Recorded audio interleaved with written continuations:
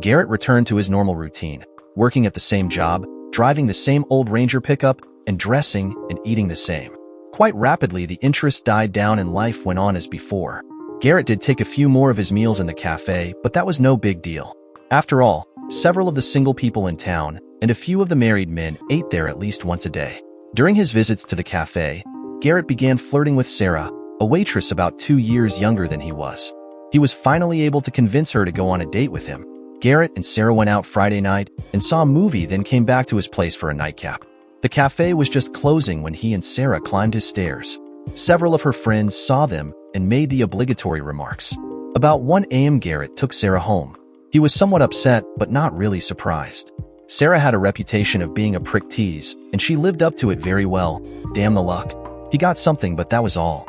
On top of the frustration, it was obvious they really didn't have much in common.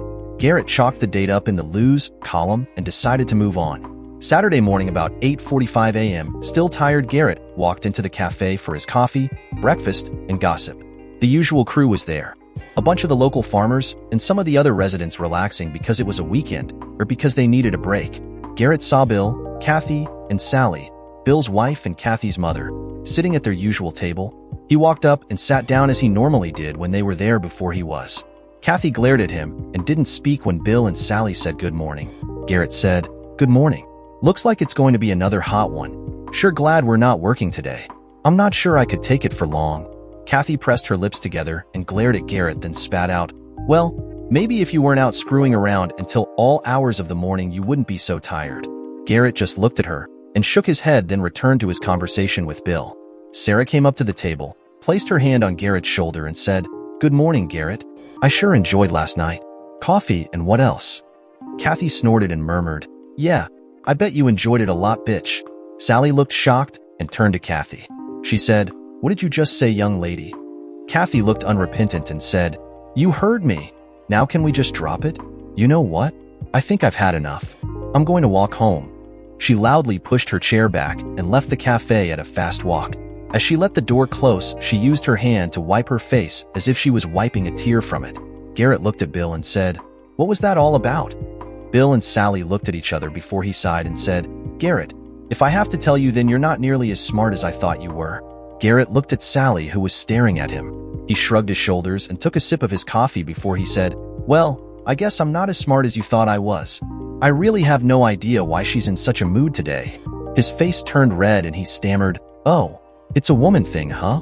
Sally frowned and said, "Damn you men. You hurt a woman's feelings, then all you can think of is that it must be that time of the month or something. Damn it, Garrett, just think about what you've done recently that you shouldn't have done. Maybe something will come to you." Sally looked over at Bill and said, "I'm done." "Are you?" Bill nodded his head yes and stood. Sally began walking toward the door as Bill sorted out a tip for Sarah. He looked at Bill and shook his head, then said, "Well, maybe this will blow over, but I think you really screwed the pooch on this one, Garrett. I guess I'll see you at work Monday." Garrett shrugged his shoulders and continued eating. He was leaning back in his chair, sipping his coffee and throwing his 2 bits into the conversation going on around him when a couple of his younger friends came into the cafe. Pete and Trevor grinned when they saw Garrett and moved to his table. They took chairs and Pete said, "How was the date, stud? Did you get any? Or did you strike out like the rest of us do? Come to think about it, why did you even go out with that little prick tease when you had someone as nice as Kathy hanging all over you? Man, that's like throwing away a perfect lady for Sarah. When did you and Kath break up anyway?" "What? Kathy and I didn't break up. Hell, you know we were only friends. And you know better than to talk about a date like that. Sarah and I went to the show and then visited for a while before I took her home." Pete and Trevor laughed, then Trevor said, "Yup, he struck out like the rest of us. Now, back up here. Why did you all ask about Kathy? She was acting awfully strange here this morning and took off walking for home when I came in. Do you all know what's wrong with her?" Trevor said, "Okay, let me see here. You and Kathy have been hanging around together now for months. She's been at your place more than at home all that time. You take Sarah out on a date and Kathy gets pissed, and you don't know what's going on? Jesus, boy, are you dumb or what? Man, you just pissed in that girl's punch. You're lucky she didn't cut your balls off for what you did. But we were friends. She was helping me fix up the apartment and sort out some of Gramps' old things. That's all." "Yeah, okay. I guess that's why she has refused all of us when we asked her out since she started hanging with you. She's just a friend but isn't interested in men any longer?"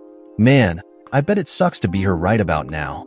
Pete and Trevor began talking to the rest of the men in the cafe while Garrett just sat ignoring the ongoing conversation while he played the strange happenings of the morning over in his head. From those things, his mind wandered back to the last several weeks with Kathy. Shit, maybe there was something there after all. She seemed awfully interested in his happiness and helping him. When she was close to him, she would touch him. She always smiled and greeted him pleasantly. She routinely brought him coffee, tea, or whatever on the spur of the moment. Crap, had he been completely blind here? If Kathy did like him as more than a friend, what about him? What did he feel for her? He felt like crap right now thinking about hurting Kathy. What did he feel about her? He sure did like her around. She sure was nicer and prettier than Sarah, as well as more mature. Hell, a very confused Garrett pushed away from his table and stood. After he pushed his chair in, he walked to the register to pay for his breakfast and coffee. While Betty Jean, the cafe owner, was making his change, Sarah came up and put her arm around his waist. She smiled and said, "So, what you gonna do today, Garrett?" "Not sure. I have some things I need to do on the remodel, but I have to buy some material first. Probably go to town for that. I get off at 2. "Huh? Oh, that's nice. You'll have most of the day to relax then. Well, catch you later." Garrett walked out of the cafe and didn't even see the shocked expression on Sarah's face. Betty Jean had to turn away quickly so she didn't see the grin breaking out on her face. Apparently, the date didn't go too well from Garrett's viewpoint. From the way Sarah had been gushing all morning, the staff had the opposite impression. Garrett was preoccupied. Kathy almost ran out of the cafe when Garrett sat with her. Yep, that boy was in a world of hurt. He had 2 women pissed at him now. Garrett got into his truck and drove to Neosho, where he visited the friendly folks at Lowe's. They were more than happy to sell him the material he needed to begin working on the first floor of the bank. He still hadn't decided exactly what he wanted to do with his second-floor apartment, so decided to do the first floor while he thought more about it. For some reason, that summer business slowed down for the construction firm Garrett worked for. On Friday, 3 weeks after his date with Sarah, when Bill handed out checks to his crew, he told them, "Sorry, guys, but we have to lay some people off. We're dropping back to 3 crews from 4, so the last 6 people hired have to be laid off." He looked over at Garrett and said, "Garrett, I'm afraid you're one of them, and Jorge, you're another. Each of your envelopes has an extra week's pay in it to help tide you over. If you are interested, when things pick up, you can both be hired back." Sorry, guys. Thankfully, the layoff didn't really bother Garrett that much because of his inheritance and the rental income. He felt sorry for Jorge. He was Catholic and Hispanic. Like many married Hispanic Catholics, he and his wife had a large family. This was going to be tough for them. Saturday morning, Garrett was sitting on his balcony, enjoying the morning, when he had an unwelcome visitor. He saw his mother drive up, and instead of going into the cafe, a place she usually wouldn't be caught dead in because it was a low-class joint, she came clomping up his stairs. Garrett was trying to decide how to handle the visit when he heard his door open and his mother walking around inside his apartment. That angered him for several reasons. It was common for family in the area to just walk into a relative's home without knocking, and even some close friends did the same. For some reason, his mother doing that after the way she treated him pissed him off. Garrett was just about to get up and go inside to see what his mother was doing when she came out his door onto the balcony beside him. She stood looking down at him, then said, "Well, that sure is a hovel. I heard you had fixed up the apartments and were trying to rent them, but if your apartment is any indication, your renters sure must be scraping the bottom of the barrel. I've seen barns that look better than that. Good morning, Mom. What brings you to my humble abode this morning? And thanks for the critique of my home. Don't get your shorts in a wad.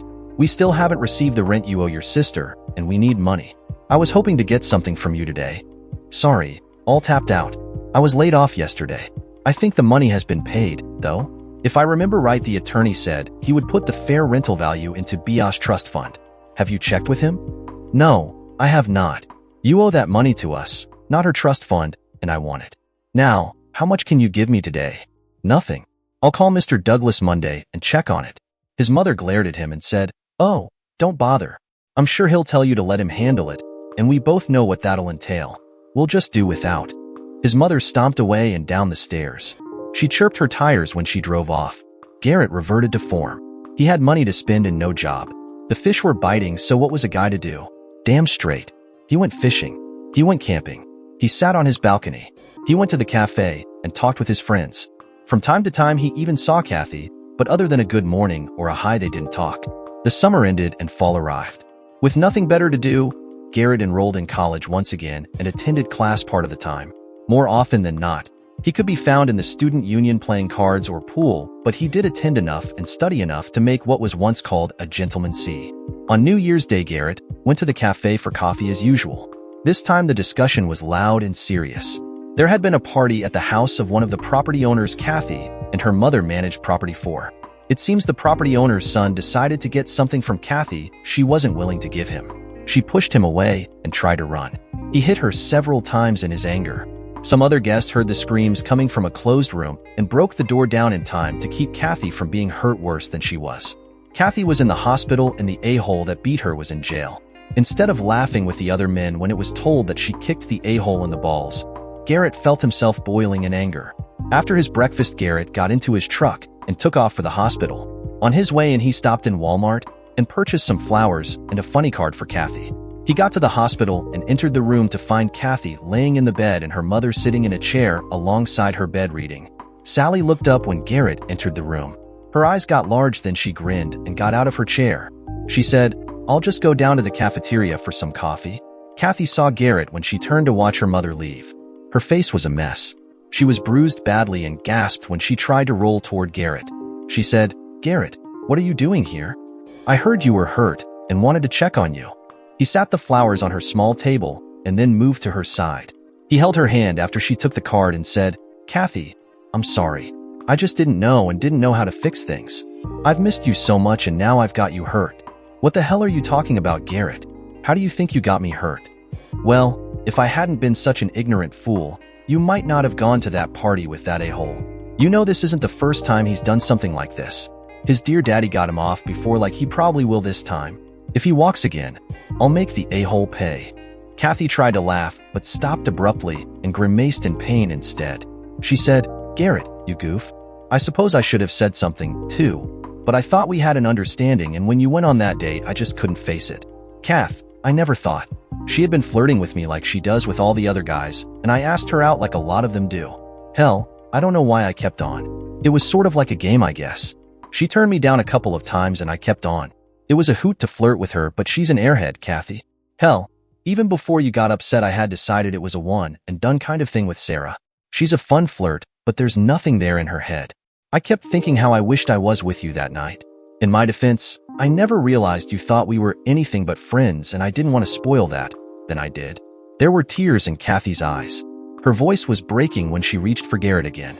She said, "I only had 2 dates after you, and they were with different guys. They just didn't compare well with you, Garrett. When I was with them, I kept thinking about how much fun we would have if you were there instead of them, but I didn't know how to fix it. Well, it's fixed now, Kath. Can we stay friends and maybe have some dates, too? I want to be with you more." And Kathy cut him off, saying, "You goof. What do you think we were doing? We spent time on your balcony. We went to town together. We swam, camped, and fished together. It was just the two of us. Isn't that what dates are?" "Yeah, I guess they are. But I didn't know." Kathy smiled and said, "Well, now you know." "Okay." Garrett heard a noise and turned to find Sally standing in the door smiling. She said, "Well, I guess it's true. It truly is an ill wind that blows no good. I'm glad to see you two back together. Now, see if you can stay there. Garrett, if you're going to be here a while, can I go home and clean up? I'll be back about 1 or 2. "Yeah, that's fine. I'll watch her for a while." After Sally left, Garrett took her chair and began talking with Kathy.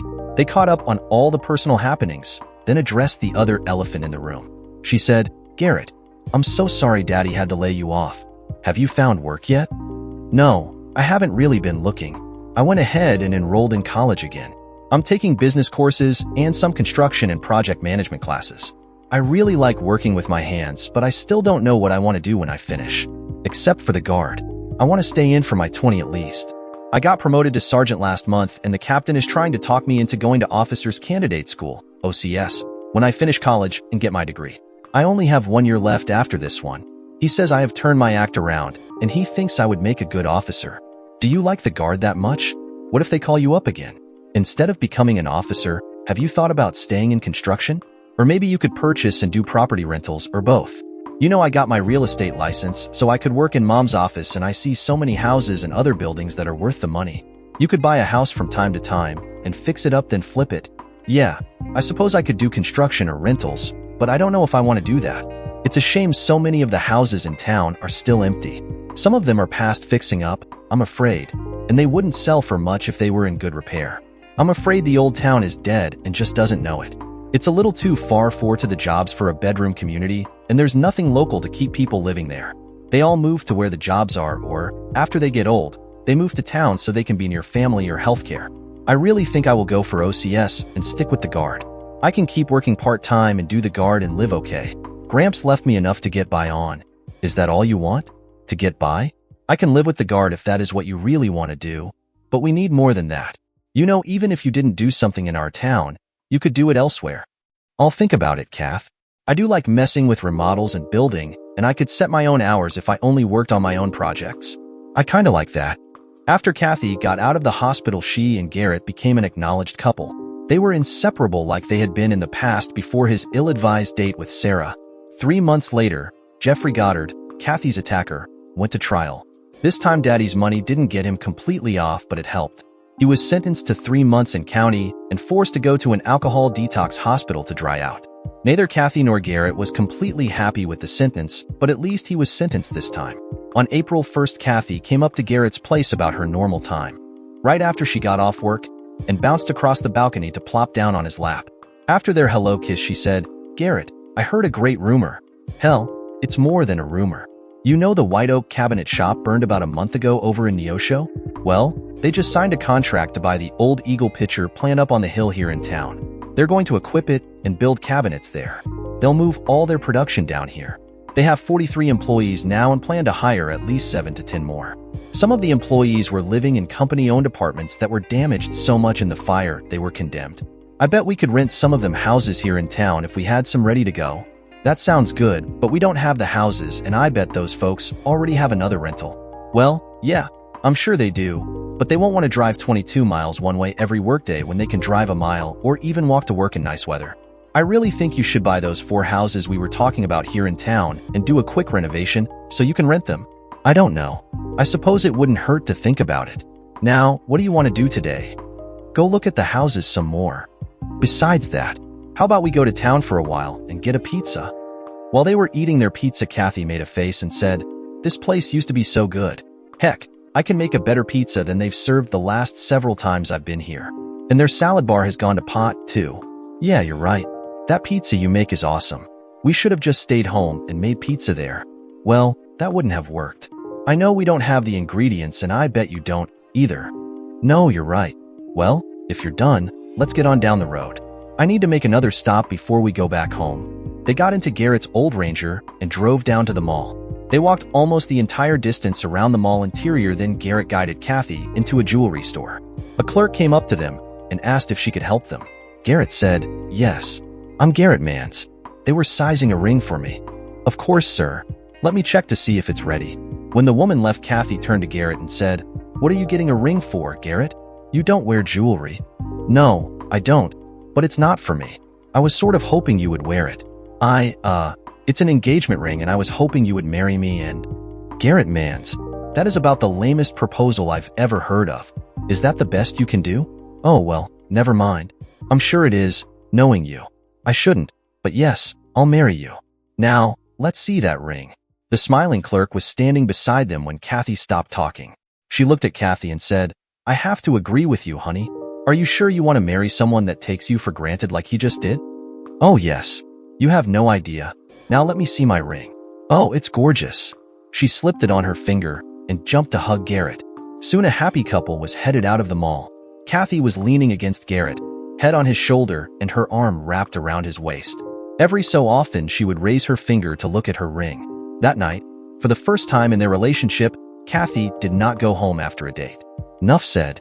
The next morning, after their snuggling, Garrett said, "I guess I'll call Mr. Douglas today and see what he thinks about your idea, Kathy. If you and your mom will keep managing the properties, we might do a couple more rentals. We can see about flipping houses, but I don't think I'm really interested in that for some reason. I have all the money I can ever spend, and I really don't want to work that hard. I think maybe I'll put in a few crops on Gramps' old farm and just do the rentals on the side. I can be happy with that. Hell, it was good enough for him. We'll have more income than he did because we still have his stocks, and I've invested a lot of the money we got from the bank vault. Then there is the rental income and what I make in the guard. No, I think that will be plenty for me. Besides, as I get more rank, I can pull some extra duty in the guard from time to time and make more active duty pay that way. Okay, whatever you think, honey. Kathy gave him a quick kiss and skipped for the door. Just before she went out, she said, I've got to get home and change so I can get to work. Mom will have to have a blow-by-blow before the morning is over. You can count on that. See you tonight. Mr. Douglas was able to see Garrett before he went home that afternoon. During the conversation, he said, I don't see a problem with rental housing, Garrett, but I think you should form a limited liability corporation, LLC, to protect you from lawsuits. I can set one up for you for about $250. It will only take a day or two for me, and then we have to wait for the state to do its thing. What would you want to name it? That's an easy one.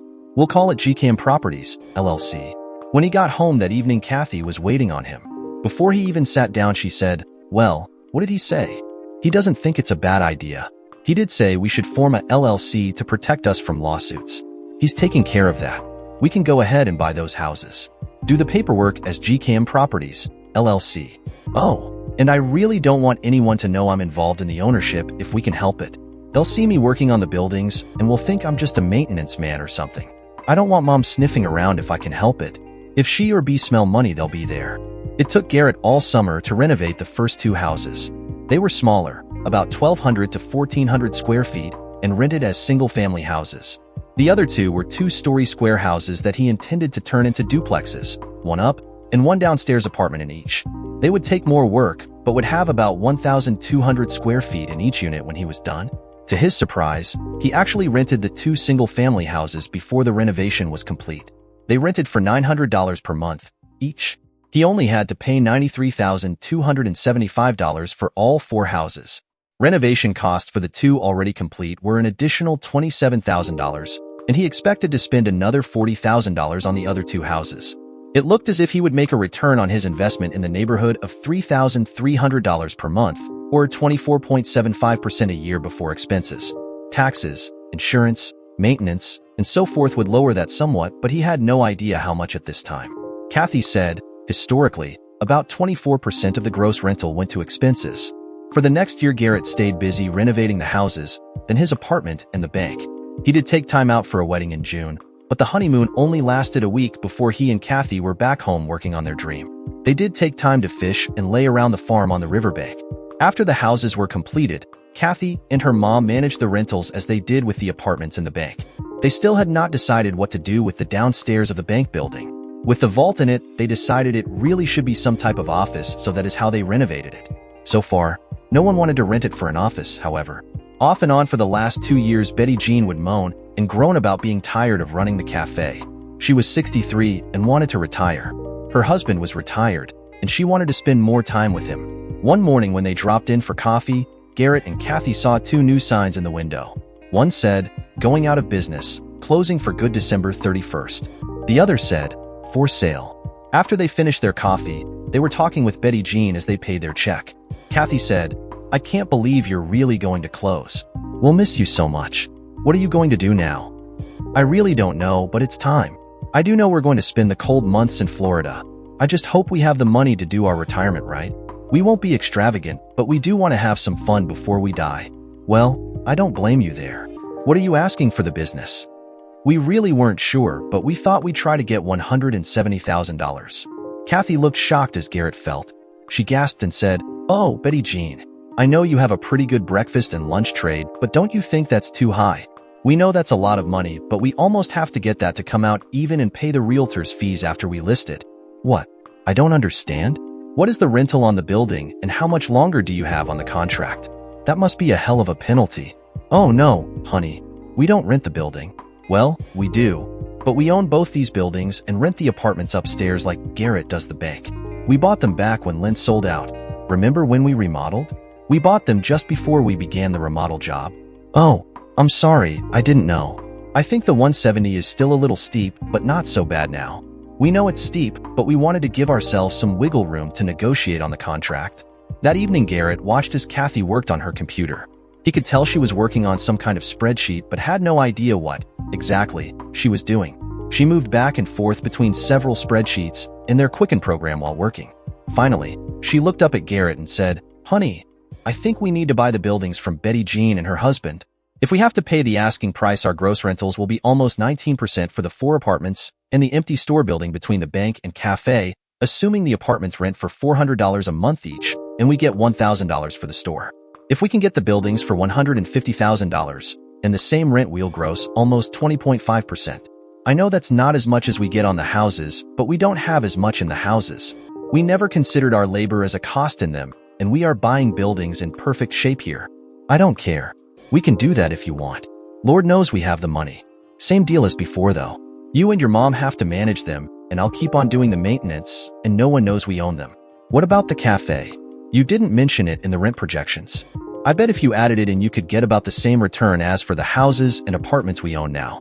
I'm surprised you forgot that. While we're on the subject, what the hell are we going to do with the bank? As far out of the way as we are, no one seems to be interested in renting it as an office. I'm about ready to stop trying. Kathy looked a little guilty for a moment, then said, I left the cafe out on purpose, and I think I found a way to make good use of the bank main floor. I want to run the cafe myself and serve breakfast and lunch. I only want a limited menu, but I want to try it for a while. If it doesn't work, we can always try to find someone to run the cafe again. As for the office, even with me not working with mom any longer, she is having trouble with her boss. The a-hole father of the a-hole that attacked me is making life miserable for mom and her boss.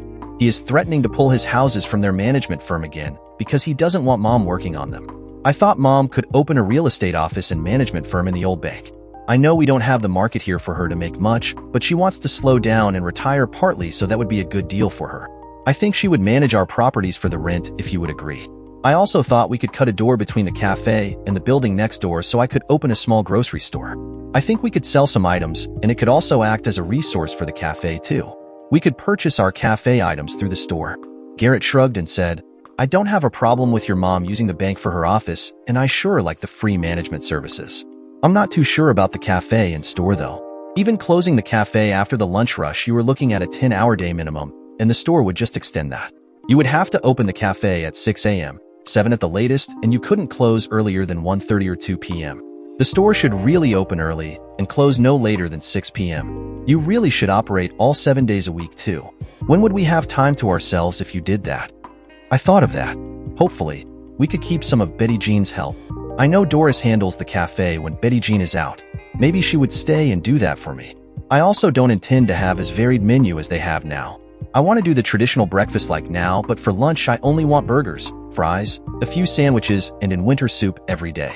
I would offer one daily special for a plate lunch, and definitely my pizza. My plate lunches would be something simple and inexpensive to prepare so I could sell them reasonably. If things go well, we might even open Friday and Saturday nights and have a nicer meal Sunday noon for the churchgoers. We could use the cafe cash register to check out store purchases, so wouldn't need much if any extra help. I suppose if you want to give it a try, I'll go along with you, but I want us to still have family time. And what about when we have kids? I really don't want to use a sitter. The offer was made, and since there was no realtor's commission, Betty Jean agreed to sell the buildings for $155,000 with all equipment. Kathy and her mother took over with no hiccups. To his surprise and Kathy's pleasure, her revised menu and hours worked well.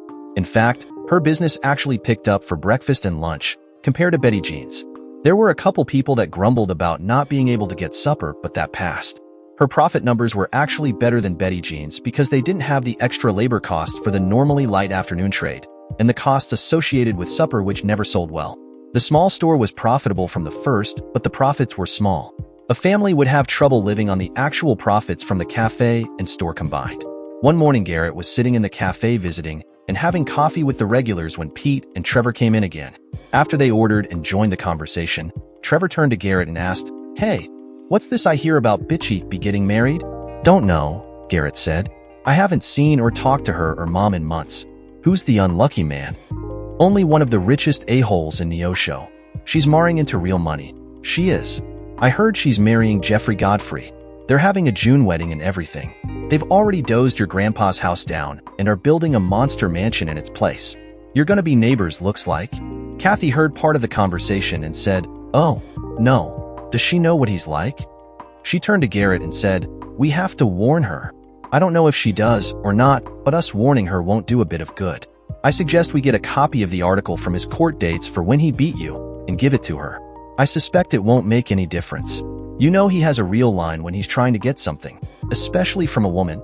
He's everything she wants probably. He's rich, or she thinks he is anyway. That evening at Kathy's urging, and against his better judgment, Garrett phoned B. After a none too pleasant greeting, she said, "What do you want, Garrett?" "I'm busy." "B, I was in the cafe this morning and heard you were getting married to that Godfrey a-hole. I wanted to talk to." B cut him off and screeched into the phone, "You a-hole?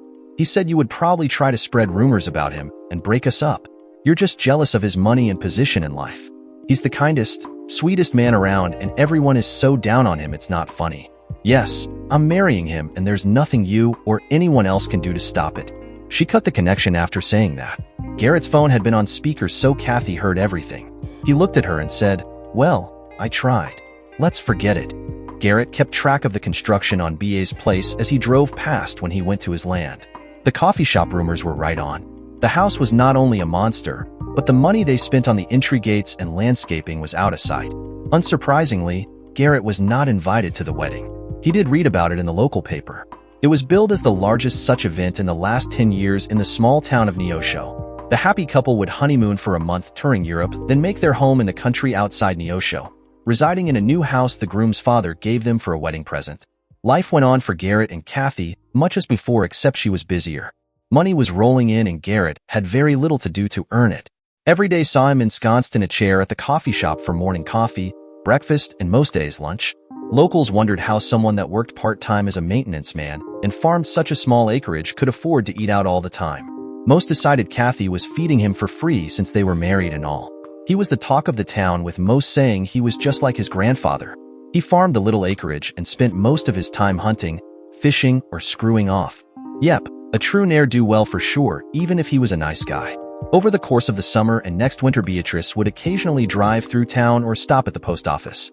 She was seen much more frequently than before her marriage. She drove a nice Lexus SUV and was always dressed in designer clothes.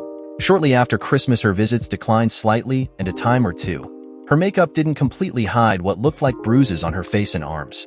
Once, she walked stiffly and seemed to favor her side when she moved. Kathy and Garrett talked to each other about her apparent plight, but knew they couldn't do anything to help her, at least until she asked for help. They just hoped the request for help would come before it was too late. Garrett didn't like her at all, but she was his sister and he felt bad about what was probably happening to her. No one deserved the beatings she was probably receiving. One cold, damp March evening, Garrett heard someone slowly climbing the stairs to their second-floor apartment. He listened to see if it was one of the upstairs tenants before he returned to the story he was reading while he sipped on his Balvenie. The outer door opened, then there was a timid knock at his and Kathy's door. Kathy was in the shower, so he sighed, put his glass and book down to answer it. When he opened the door, Beatrice stood crying before him. She looked terrible. There was a bruise on her right arm, and the side of her face was red as if she had been slapped. She looked at Garrett and said, "I know you don't have any reason to help me, but please, can I stay here tonight, Garrett?" On one hand, Garrett wanted to send the little 304 packing, but he just couldn't. She was his sister, even if she was a 304, and she seemed to be in some kind of trouble. He would help most locals if they needed it. All this flitted through his mind quickly, but Beatrice slumped farther and started to turn away before he opened the door wider and said, "Come on in, B. You can use the spare room tonight." Kathy heard them talking and came into the room wearing her robe and drying her hair. She saw B and said, "B, what are you doing here? You look terrible." B began crying and collapsed into a chair before she said, "You were right. He's an animal, a monster. He changed into a control freak on the honeymoon, and then, after we got home, he began hitting me. He said it was for my own good, so I would learn from my mistakes, but it just kept getting worse and worse. I went to Mom for help, but she told me to suck it up, that he had money to take care of us, and if I weren't such a spoiled 304, he wouldn't have to punish me. I went home today from shopping, and he was in his office with that little floozy he calls his secretary. He was having sex with her. They just looked up and she said, 'Close the door and get out of here.' I didn't know what to do. Like an idiot, I closed the door and put my shopping away. I heard them laughing after I closed the door. Later, I heard the little 304 leave. Then Jeffrey came into the kitchen and pushed me against the cabinets. He slapped me and said I was to never interrupt him in his office again. I said he didn't have to worry about that we were history and I was filing for divorce tomorrow. He laughed and said, 'Fine, now get the hell out of his house.' I refused to leave, and he actually picked me up and threw me out of the house, then threw my purse after me. I went to Mom's and she told me to get my butt back home and patch things up with my husband, but I can't do that. I just can't. Kathy moved to B and wrapped her arms around the crying young woman. She just held her until she stopped and said, "Come on, let's get you a hot shower, then we'll put you to bed." Things just got worse for B after that night. She did file for divorce and, after a rather fast trip through the courts, was granted one. Or rather, Jeffrey was granted a divorce from her. Unfortunately, the prenuptial agreement she signed at her mother's urging did her in. In the agreement, she agreed that in the event the marriage ended in divorce, she would leave the marriage with only her personal property and $1,000 per month of marriage, up to a maximum of $120,000. Unfortunately for B, that resulted in Jeffrey being awarded the house and land, even though B owned the land before the marriage. After the divorce wended its way through the court system, B and Jeffrey had only been married for slightly under 13 months. Now B was starting over with nothing but her clothes, some jewelry, and $12,000.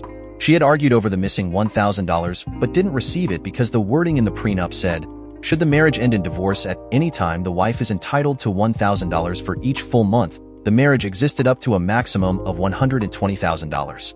Beatrice had traded her land worth about $80,000 for a month touring Europe, 9 months serving as a punching bag, and $12,000 in cash. She had no job and no education to get one. True to form, Wilma refused to help her and even wanted rent for her to live in her family home once again. She ended up being a permanent fixture at Garrett's, much to his chagrin. Just because she was beholden to her brother, living in his home rent-free didn't dull Bea's tongue. She still was a 304. She complained about everything daily. The apartment and bedroom were too small. She resented having to go to the cafe for breakfast and lunch, and the fact the food there was so common. Above all, she hated being forced to associate with the smelly farmers and their dirty, ragged clothes. Finally, one evening it all came to a head. Before Garrett even realized the shit was going to hit the fan, it had hit, gone through, and splattered. Said rotary device spread the feces far and wide before the evening ended. Beatrice was at her best, or worst, depending on your point of view, when she came storming from the guest bathroom. She was in a robe and shaking a bottle of shampoo in the air. She threw the shampoo at Kathy and screamed, "You stupid 304. You know this isn't the shampoo I use. I told you specifically what to buy, and even where to buy it, and you come home with this shit. Honestly, I don't know how you manage to get anything done as incompetent as you are." Garrett jumped from his chair and grabbed B as she tried to hit a stunned Kathy. He held her arms to her side and yelled, "Shut your mouth. I've totally had it with your attitude. We took you into our house when you were literally on the street, and all you do is sit on your butt, eating our food and complaining about the home we're providing for you. This shit ends now. You show Kathy and me proper respect from now on, or you leave. If you can't speak with a civil tongue, just keep your damn mouth shut. You will use whatever we decide to purchase for our home, and if you don't like it, you can get a job and buy your own things. At the very least, you will use what we purchase and keep quiet about it. Tomorrow you begin working for your keep, or you leave. You can go help Kathy in the cafe, or you can come help me at my job, but you will work. Also, from now on, you can help keep the apartment clean. You are no longer a guest here. You need to begin cleaning and picking up around here just like we do. If you don't want to do that, you better damn well find a job somewhere that pays so you can pay your way so you can get a place of your own." Beatrice was so shocked she stopped struggling and stared at Garrett. Finally, fire came into her eyes and her face flushed. She said, "You're a fine one to talk, brother. You were so lazy you refused to help Mom with expenses for our house, then moved out when she asked for money to help with the bills. You totally neglected to pay rent for the time you stayed in my house after Gramps died, and now you complain about helping me out? That's bullshit. And on top of that, we both know you would probably be on the street now if it wasn't for poor Kathy slaving away in that little cafe. Hell, you probably haven't worked a full day in your life. You think I didn't see you when you were supposedly farming? Shit, you drove around on your little tractor for a while, then headed for the river where you screwed off the rest of the day. I can just imagine how hard you must work at your little maintenance job." B turned and flounced off. Soon they heard the shower running, then it stopped and the door opened. B never returned, so they assumed she was in the room they let her use. Kathy moved to Garrett and let him wrap her in his comforting arms. Soon she wiped the silent tears off her face and leaned back to look into his eyes. Kathy said, "I knew she was a 304 from going to school with her, even though she was several years behind us. But tonight, damn, tonight was just unbelievable. I mean, the last several weeks she has been getting worse and worse, but I can't believe she would just explode like that. Believe it. I think that is how she managed to get her way for so long. It was easier and more pleasant for people to give in to her, so she wouldn't go off on them like she did tonight. Usually just a touch of bitchy B would either bring the culprit into line, or they would take off. I suspect at least some of her troubles in her marriage were because she is such a 304. That doesn't give him the right to beat her, but I can certainly understand wanting to. I know he is a serial cheater, but I bet she drove him to it faster than he would have gone on his own. Now, what are we going to do when she refuses to help around here? You know she isn't going to willingly work either here in the house or with you or me. I really don't know what we'll do if she doesn't help some. I'm afraid if we don't more or less keep on as we are now, she will do something to get even with us for dissing her, as she calls it. A time or two, Mom tried to get her to do something around the house before I left, and it turned into a disaster. If she couldn't ignore Mom's request, she actually went into the room as if she was going to do whatever it was and made a horrible mess. One time she was supposed to cook supper, and she burned everything on purpose and left all the cabinets covered with slopped ingredients. Mom left the mess for 2 days trying to make her clean it up, but she wouldn't. When it began to stink, Mom broke down and did part of it and made me do the rest. Crap. I'm sorry now I talked you into letting her stay here. Yeah. About all I can think of is to make things so uncomfortable for her she leaves on her own. We can just keep nagging her to help, and no matter what you do, don't buy the things she demands. That shampoo and conditioner was a great idea. She hates it when she doesn't get exactly what she wants. Kathy giggled slightly and said, well, that was an accident. I actually did buy what she wanted, I think. The bottle she came storming in here with is a new bottle for me. I didn't need it yet, but it was on sale, so I bought it. I must have put it in the guest bathroom by mistake. The other bottle is probably in our bathroom under the sink where I usually put my extras. Oh, well, I'm not going to worry about it tonight. You ready for bed now, honey? The next morning, Garrett and Kathy began their campaign to get Beatrice to help around their house in either the cafe, the farm, or on rental maintenance. When he got up to leave the house, Kathy was already at the cafe. Garrett knocked on Beatrice's bedroom door until she answered, "What? This better be important. I was asleep." "It's time to get started, B. Kath's already been at the cafe for an hour now. Are you going to help her there, or come with me?" "What? Are you out of your mind?" "No. I'm not going to help her there, and no, I'm not coming with you. I wouldn't be caught dead doing your or Kathy's scut work. Now go on and leave me the hell alone." "B, we told you last night. The free ride is over. If you don't start helping around here, I'll have to ask you to find someplace else to live. Just get your lazy butt away from my door and leave me alone," B screamed. Garrett stayed in the house about 15 minutes longer than he usually did, making noises to keep Beatrice awake. He smiled the 3 times she screamed at him to be quiet. He finally turned off the radio he had blaring and headed for the cafe and his breakfast. Just before he went out the door, he stopped and smiled a devilish smile. He turned back into the living room and turned the radio back on, tuned to a country station Beatrice hated, then turned it up as loud as it would go. He once again turned to the door to leave. He made sure to slam the door loudly on his way out. He was laughing when he entered the cafe. Kathy was at the cash register with one of the customers and smiled when she saw him. After the customer left, Kathy smiled and said, "I take it the princess isn't pleased with you right now?" "No, I don't think she is very happy. She was screaming at me to turn the radio off as I slammed the door on my way out." Kathy laughed and said, "So that's our radio I hear. I thought Jess, one of the upstairs renters, was up awfully early and playing his stereo a lot louder than normal. I hope you don't piss off the renters." "Crap, I never thought about that." "Well, it's too late now. If she doesn't turn it off in a couple of minutes, I'll go back and do it." About then they heard the radio stop, so thought no more about it. Kathy returned to the kitchen to cook Garrett's breakfast. Garrett sat with some of the men and began visiting while sipping his first cup of coffee. About 30 minutes later, B came stumbling into the cafe and sat at her usual table alone. After the waitress had walked past her twice without stopping, B grabbed her on the third pass and snarled, "Aren't you going to take my order? Here? I know you're incompetent, but even you should see I haven't been waited on, especially since you're the only waitress here right now." Paula jerked her hand away from BA's grasp and said, "Yes, I know I didn't wait on you. Kathy told me not to. She said you were responsible for your own meals and cleaning from now on." "I'm sorry." B looked around at the customers staring at her. Her face got red, then she stood and headed for the kitchen. She slammed the swinging doors open so hard they slammed against the wall. They could hear her screaming at Kathy all the way across the room. "You 304, she said. "How dare you tell that little tramp not to wait on me? This is a food service establishment, isn't it? I'm here for my breakfast and coffee." "I'm sorry, B, but we told you last night the free ride was over. We only provide service to paying customers. If you want to pay for your breakfast, we'll be happy to serve you. Otherwise, you can cook your own when we aren't using the griddle.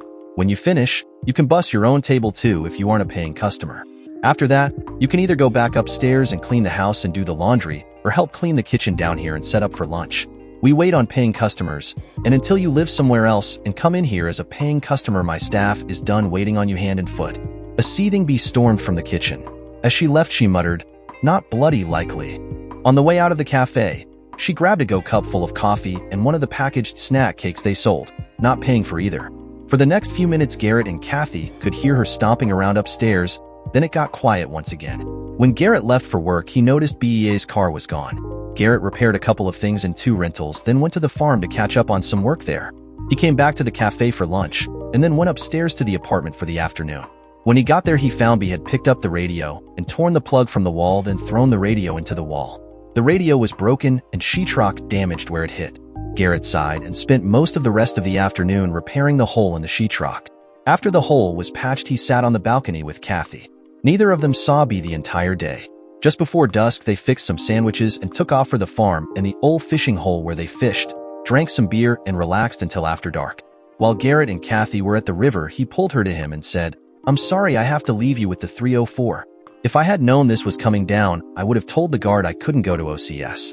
I don't think this will be any easier on you with me gone, and you know I have to leave in another 10 days. Oh, don't worry about it.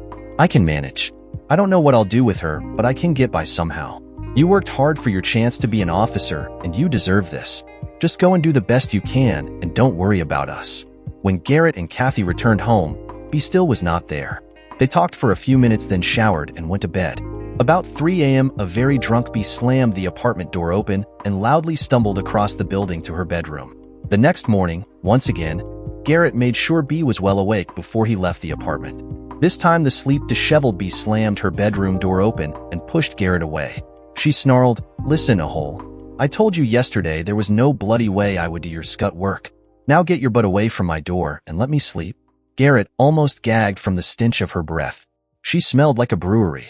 Once again, when Bea made her way down to the cafe for sustenance, she was refused personalized service. This time, she walked into the kitchen about 11:30 a.m. and demanded breakfast. Kathy once again told her if she wanted food, she could prepare her own plate. Bea stood there a minute, then snarled, "Fine." She walked up to the stove and rudely pushed the cook away. Instead of preparing her breakfast, however, she dished up some of the special of the day that was prepared for the lunch crowd. After dishing up her meal, Bea turned and rudely walked between Kathy and their cook on her way back into the dining room. It was telling that even though she grew up with a lot of the people in the room, none of them spoke to her either when she entered the cafe or when she looked around for a table. Of course, none of them were in her crowd in high school, so they were beneath her notice also. She walked to a table in the dark back corner of the room. She quickly ate her meal, then stood and walked from the room. Strutted more likely, sure in her own mind she was God's gift to the world, queen of all she surveyed.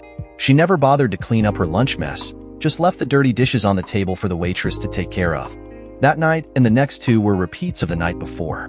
Apparently Bea closed the bar down then, heaven forbid, drove home to stumble loudly upstairs to bed, drunk on her butt. Her attitude of a morning didn't improve when Garrett woke her, and she arrived in the cafe for her first meal of the day and left the mess as she normally did. On the 4th day, a Friday, Bea didn't come home. Garrett and Kathy didn't see or hear from her until she came in late Sunday evening looking like hell. She had hickeys all over her neck and black circles under her eyes. Garrett looked up when she came in the door and said, "Where the hell have you been? We were worried about you. Why didn't you answer your phone or at least call and let us know you weren't coming home?" "Oh, stuff it.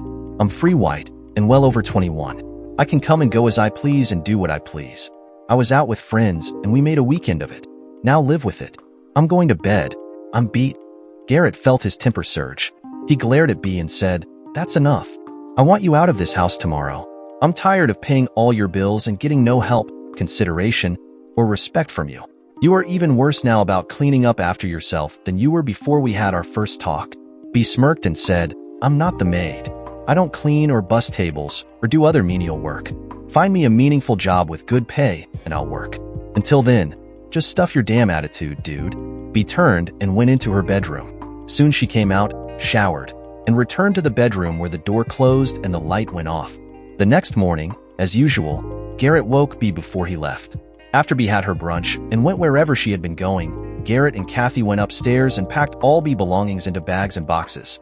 Garrett took Bea things the 17 miles to his mother's home. He was unable to get the door open, so he left belongings on the screened-in back porch. He was surprised the yard needed mowing and never noticed the for sale sign nearly hidden by a bush alongside the mailbox.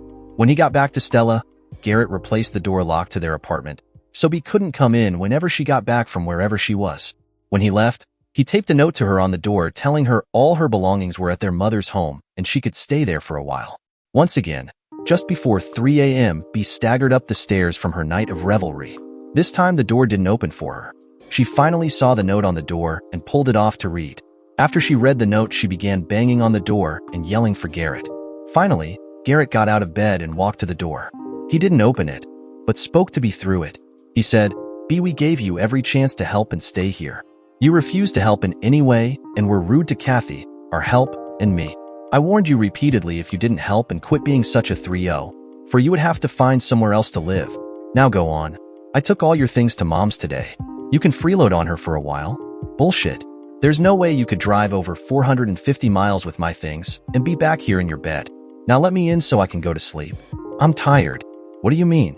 You know Mom's place is only 17 miles away. What's this 450-mile crap? Like you didn't know. You know Mom's plant closed, and she had to move to St. Joseph to keep her job. Why the hell do you think her house is for sale and you haven't seen her in 2 months? Now let me in. Well, I didn't know. She never told me squat, and neither did you. Anyway, she still owns the house, I'm sure, so go over there and stay. That's where all your things are. Bea kicked the door and snarled, "A-hole," then stumbled back down the stairs to her car. Garrett followed her to the balcony and watched as she drove away. She wasn't weaving too badly, so he decided to let things ride and not follow her or call the highway patrol about her drunk driving. Neither Kathy nor Garrett saw Bea again before he left for OCS, but they began hearing rumors about her. She was seen routinely in one or another of the local bars hanging with flashy city cowboys. She was seen leaving with them regularly if they drove a nice car or high-dollar pickup. The morning before he left, a couple of the jokers in the cafe were giving him a hard time about leaving Kathy to do the work while he took off to play soldier. One of them said, "I didn't think summer camp was until later in the year. Why are you leaving right after you get out of college this year? What are you going to do that takes so long anyway? I hear you're going to be gone nearly 6 months. Oh, not much, I guess. They just had a school they wanted me to go to. When I get back, I'll have a new job, and I needed the training to do it. Hell, I thought you were a medic. They sure can't teach you to be a doctor in 6 months, so what's it all about? It is about a lot of things. How to manage people, tactics, weapons, and so forth. Just normal army type shit. Mostly. Yeah, right. In other words, you figured out how to suck more money out of the government, and you are off screwing off while Kathy stays home and works her butt off in this cafe. Shit. Garrett took off Saturday for the long drive to Fort Benning, Georgia. He would attend OCS there, then the infantry officer's basic course before returning home. He was one of the lucky few that got to do his guard OCS with active Army people instead of taking the course on weekends and summers from state instructors. He would complete the course and obtain his commission in a little over 6 months instead of 2 years by doing that. When Garrett returned, he made sure no one knew of his changed status. He found he rather liked to be thought of as one of the boys and a ne'er-do-well. He probably had more money than most of the families in town and definitely, with his guard pay, had as good or better income. This way, he could just be one of the good old boys. After returning, Garrett continued to do the few minor repairs on properties owned by GCAM Properties, LLC, and farm his little piece of ground. Of course, these were not full-time jobs, so he had plenty of time to fish and loaf. He never returned to his part-time work with the construction company. His reputation as a ne'er-do-well continued to grow. From time to time, the local busybodies would comment what a shame it was that poor Kathy had to work so hard to support that ne'er-do-well man's boy. On top of that, the a-hole was never home. He was always off somewhere playing soldier for the guard. On Halloween, after Jeffrey and his new wife were married 17 months, they had a huge Halloween party at their house on what used to be Beatrice's little piece of the old man's farm. Jeffrey, true to form, picked out a young, beautiful female guest in a skimpy costume and began putting the moves on her.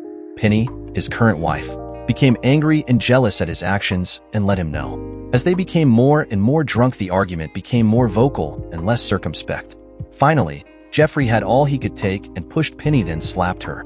Unfortunately for them, she was carrying a new bottle of Everclear that they spiked the punch with. She threw it at him when he hit her and it broke, spilling the alcohol all over. This, in itself, wouldn't have been so bad except some of the highly flammable alcohol splashed into a jack-o'-lantern with a candle inside. With a whoosh, the alcohol ignited. The burning alcohol ran farther into the house, setting a carpet on fire. Then the fire spread to the woodwork. It was after midnight and all the guests were drunk, staggering about trying to get out of the burning house. Finally, someone thought to call the rural fire department. They made good time for them, and the tanker truck pulled into the yard in 17 minutes from the initial call. Before the night ended, Jeffrey was in jail for assaulting his wife, and his house was burned to the ground. Of course, the next morning the topic of conversation at the cafe was the party, fire, and jailing of the Jeffrey. Life ran on for Garrett and Kathy as normal. He hunted, fished, and relaxed, working only when he really had to if a rental needed repair or something had to be done on the farm. Garrett spent several days a year doing extra things for the guard also. Kathy helped him hunt and fish when she was not in the cafe or store if he was home. Jeffrey's antics kept the coffee clutch in conversation throughout the winter after his fight with his wife. First, he was actually convicted of assault this time because his father's pet judge was off work due to serious surgery. An imported judge looked at Jeffrey's priors, listened to the testimony of all concerned, and convicted Garrett, sentencing him to a year in jail. While he was in jail, Penny filed for divorce, and because of the assault, she actually beat the prenup she was forced to sign. She came out of the marriage with almost all Jeffrey's money, nearly $1.7 million. The judge ruled the house, land, and other properties Jeffrey owned personally were worth that before he caused the fire, so she got a fair 50% of the marital assets. Unfortunately for Jeffrey, the insurance refused to pay off on the fire because of the circumstances, Jeffrey being responsible for the conflagration while committing a crime. Somehow, Penny throwing the bottle at Jeffrey was reported as he hit her so hard it knocked it from her hands and it broke, thus feeding alcohol to the candle and starting the fire. Admittedly, this was a possibility, but not what actually happened, though the records showed otherwise. In the spring, after his release from jail, Jeffrey and his father came into the cafe during the breakfast period and sat at Garrett's table without asking if they could do so. This was normal procedure in the small cafe, but usually the people who did that knew and were friendly with the ones with whom they sat. This was not the case with Garrett and the Godfreys. Jeffrey had just been released from jail early because of overcrowding. Garrett and the townsfolk were pretty sure the early release was a result of the elder Mr. Godfrey pulling strings behind the scenes to get his precious son out early, not because of overcrowding. In any event, Garrett started to get up when they sat with him. Mr. Godfrey, the elder, placed his hand on his arm and said, "Please, Mr. Mans, I have a business proposition for you. Could we talk for a short time?" Against his better judgment, Garrett relaxed back into his chair and said, "I suppose, but I can't imagine any business we might have with each other. As you know, Jeffrey was awarded the house and property when he and your sister divorced. I'm sure you probably heard about his unfortunate fire and the reaming he got when the little 304 he married after Beatrice divorced him. I won't bore you with his problems except to say they have, perhaps, become an opportunity for you. I understand your family owned the 20 acres he now owns for over 100 years before he received it in the divorce. He finds himself badly in need of some funds, and we thought you might be interested in purchasing the land back for a reasonable sum." Garrett frowned. He would indeed like to have the land back again. He just wondered what the Godfreys thought a reasonable sum was, and how they planned on screwing him if he did the deal. What he said was, "Well, I might be interested, but I'm sure you know I don't have a nice high-paying, full-time job. I just do a little crop farming and take care of some rental units for GCAM properties. That and my pay from the guard keeps food on our table. Kathy barely breaks even here in the cafe and store. We thought of that, and I think I have a way you can make the purchase and reunite that little plot of ground with the rest of the family farm. Land around here is selling for an average of $2,500 an acre without improvements. We would be willing to sell you the 20 acres for $46,000, and we would carry the loan with no down payment. You could make payments directly to my property management company. We would set the loan up to amortize over 10 years. Principal and interest payments would be about $534.10 at 7% per year. Of course, the note would balloon after 3 years and the unpaid balance would be due and payable immediately unless we negotiated another loan. What do you think?" "I don't know. I really don't want to make that kind of loan. What if I couldn't pay it off in 3 years?"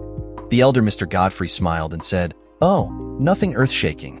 I'm sure we could work something out, and just think, you would have the whole farm back together. Of course, we would need collateral in order to make the loan. We would want the balance of your land put up as collateral for the deal. That's how we can make the deal with no down payment. No prepayment penalties? What if I am late or miss a payment?"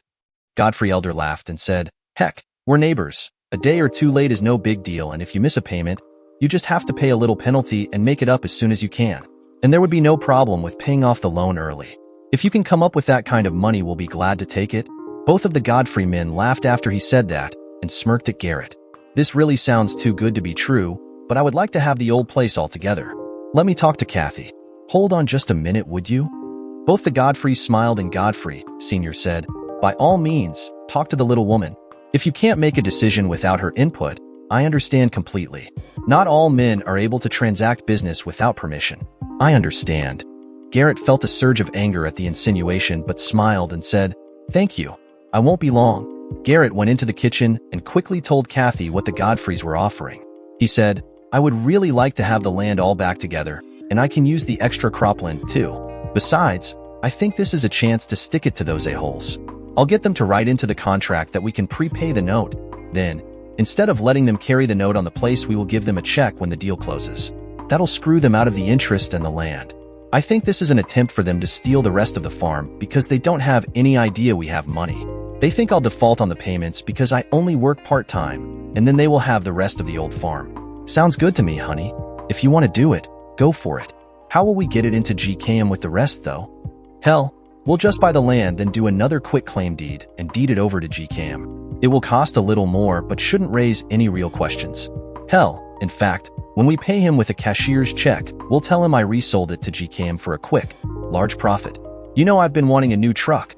I'll tell him I sold it to them along with the other land so I could have the money to buy a fancy truck. With my reputation, I'm sure he'll believe it, and I'm also sure he'll be royally pissed he lost out on the supposed big payday. This is going to be great." Garrett came back to the table and looked worried. The Godfreys became scared the pigeon had flown the coop. Garrett said, "I just don't know. Kathy really doesn't think we can afford the payments, and she doesn't think we need the extra land. She says I don't take very good care of what I have, and she doesn't want a larger stone around our neck. Well, now, maybe we can work something out here. Don't give up. What if we, say, drop the price to $2,000 an acre and raise the interest to 8%, then drop the loan length to 8 years? We really need to keep the monthly payments around $500 because that is what Jeffrey needs to even out his budget. This would be a great deal for you then. You get the land for hundreds less an acre than it's worth, and only have to pay on it for 8 years before it's yours free and clear." "Well, okay, but Kath's gonna be pissed at me. I'll see if Grandpa's attorney will write up the deal for us." "Oh, don't bother with that. I have a generic real estate contract out in my car. We can fill in the blanks and use it, no problem." He turned to Jeffrey and said, "Run out to the car, son, and get my briefcase so we can finish this deal." Mr. Godfrey completed the contract faster than scat, signed it, and then turned the pages over to Garrett for him to sign. Garrett read the contract and started to sign, then feigned reluctance and said, "I don't know. I really think I should have Gramps' lawyer look at this. I mean, it says here that if I miss a payment or am late, you can take back the land and my collateral as damages. That's not what you said would happen." "Oh, don't worry. See here? That's where it says you can make a late payment if we all agree, and over here it says you can pay off early like you asked about. It's no problem. That language is in all contracts, but it's only there for legal reasons." "Well, okay, but just the same, I'll have Gramps' lawyer look at this. Can I call you in a day or two to set up the signing and so forth?" "Well, I suppose if you're afraid, we can wait a couple of days, but this deal might not last. I mean, if someone else should want to buy the land and make a better deal for us, we would have to take it." "I understand. I'm sure I'll sign this paper, but I have to be sure you know." As soon as the Godfreys left, Garrett called Mr. Douglas and made an appointment to see him about the contract. He got an appointment for the next morning. After Mr. Douglas looked the contract over, he said, "I'm sure glad you didn't sign this. The only good thing about the whole contract is the clause where you can pay off the loan early. That's the thing I'm interested in. I plan to screw Mr. Godfrey like he screwed me and tried to screw me. He thinks he can use this deal to steal the rest of our farm. I'm positive. I intend to get the land he is back at almost $1,000 less an acre than it is worth, plus screw him out of the interest he thinks he will make until I default on the loan. I intend to pay cash for the land the day we do the deal. I'll sign the papers, then after they're signed, I'll hand him a certified check for the entire loan balance and force him to acknowledge the prepayment. He loses the land, the interest, and, hopefully, his temper because I'll make the payment from GKM and tell him I resold the land to them for $3,000 an acre because I wanted to buy a new pickup. He has no idea what our net worth is, and he'll think, and hopefully during his rants, spread the rumor that the ne'er-dowel sold the family farm for a new pickup, thus strengthening my ne'er-do-well reputation." Douglas looked the contract over once again. He said, hum a time or two, made a couple of notes, and then said, "I think that will work. I assume you want me at the closing and to help with the paperwork?" "Yes, of course. Shall I call him now and see when we can complete the deal?" After Garrett answered him, Mr. Douglas leaned back in his chair and said, "You know, I worry about your insistence on being known as a ne'er-do-well. You are a very well-to-do man, and you give everyone the idea you don't have a pot to piss in. You hold a commission in the National Guard and are a company commander, a position of great trust and responsibility, and yet, you let everyone think you are just a common soldier. Why do you do that?" "I don't know really. At first, I was just that, a ne'er-do-well with no particular drive or goal in life. I got a kick out of living like I wanted to live with no discernible income. It drove the busybodies crazy, and I loved it. Now, it's just become a habit mostly. I also don't want to seem as if I am bragging. What am I supposed to say? Hey, guys, I really have several $1,000,000 in the bank and in properties, and I'm a captain in the Guard. You need to bow and scrape for me now? No, but you hold a position in the Guard and community that you should be proud of, and you hide it. That just doesn't seem normal. I am proud of my position, but again, I don't want to brag. Those who need to know about my personal life, do. Those who don't need to know, don't. At least now I know the friends I have are friends because they like me, not because they like my money or position." After saying that, Garrett made the call and smiled while he was talking to Godfrey, the elder.